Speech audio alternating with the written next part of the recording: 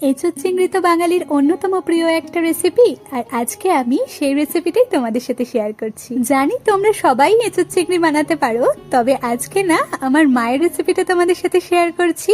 এইভাবে একবার বানিয়ে দেখো, এটা দুর্দান্ত টেস্টি হবে। তো এই এঁচোড় চিংড়ি বানানোর জন্য প্রথমেই আমি একটা কড়াইতে জল গরম করে এর মধ্যে ছোট টুকরো করে কাটা এঁচোড়, সাথে স্বাদ মতো নুন আর একটু হলুদ গুঁড়ো দিয়ে এঁচোড়গুলোকে প্রায় 60 থেকে 70% মতন সিদ্ধ করে তারপর এক এক করে জল ঝরিয়ে তুলে নিলাম। এরপর কড়াইতে বেশ খানিকটা সর্ষের তেল গরম করে এর মধ্যে ছোট টুকরো করে কাটা কিছুটা আলু, একটু নুন আর একটু হলুদ গুঁড়ো দিয়ে আলুগুলোকে বেশ একটু লাল লাল করে ভেজে তেল থেকে তুলে নিলাম। আর তারপর কড়াইয়ের ওই বাকি তেলের মধ্যেই সেদ্ধ করা এঁচড়গুলোকে দিয়ে এগুলোকেও ওই 2 থেকে 3 মিনিট মতন সময় নিয়ে নেড়ে চেড়ে ভেজে তেল থেকে তুলে নিলাম। এইভাবে এঁচড়গুলো যদি একটু ভেজে তারপর রান্নাটা করা হয় তাহলে কিন্তু এর টেস্ট অনেক বেড়ে যায়। তো এখন কড়াইয়ের ওই বাকি তেলের মধ্যে নুন হলুদ মাখানো চিংড়িগুলোকে দিয়ে একদম হালকা করে একটু ভেজে তুলে নিলাম। তারপর তেলের মধ্যে একটু গোটা জিরে, তেজপাতা, শুকনো লঙ্কা ফোড়নে দিয়ে এটাকে একটু নেড়ে চেড়ে এবার এর মধ্যে একটা বড় সাইজের পেঁয়াজ বেটে দিয়ে দিলাম। তো এখন পেঁয়াজটাকেও হালকা করে একটু ভেজে নিয়ে তারপর এর মধ্যে 1 চামচ আদা রসুন বাটা, একটু হলুদ গুঁড়ো, একটু লঙ্কা গুঁড়ো, রঙের জন্য একটু কাশ্মীরি লঙ্কা গুঁড়ো, একটু করে জিরে গুঁড়ো, ধনে গুঁড়ো, সাথে স্বাদ মতো নুন আর অল্প একটু চিনি দিয়ে মশলাটাকে একটু কষিয়ে নিয়ে তারপর এর মধ্যে একটু টমেটো বাটা দিয়ে দিলাম।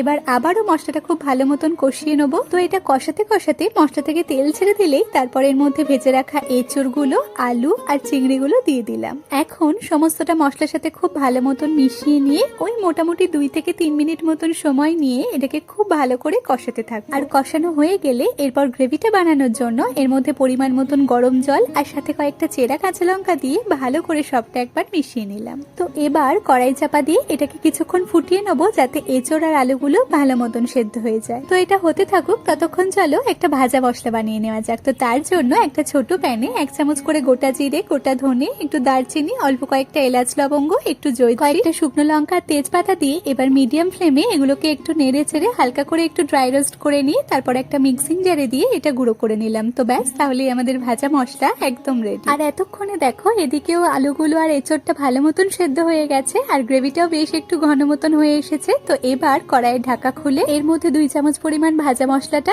অল্প একটু গরম মশলা গুঁড়ো আর একটু ঘি দিয়ে সবটা ভালো মতন মিশিয়ে নামিয়ে নিলাম। তো ব্যাস, তাহলেই আমাদের এঁচড় চিংড়ি একদম রেডি। এবার এটাকে একটা পাত্রে সার্ভ করে নিচ্ছি। আর আশা করি তোমরা দেখেই বুঝতে পারছো এটা কতটা লোভনীয় দেখতে হয়েছে। তো একবার এইভাবে তোমরাও বাড়িতে বানিয়ে দেখো আর আমাকে জানাও কেমন লাগে। তাহলে আজকের মতো এইটুকুই, দেখা হচ্ছে আবারও কাল নতুন একটা রেসিপি নিয়ে। টাটা।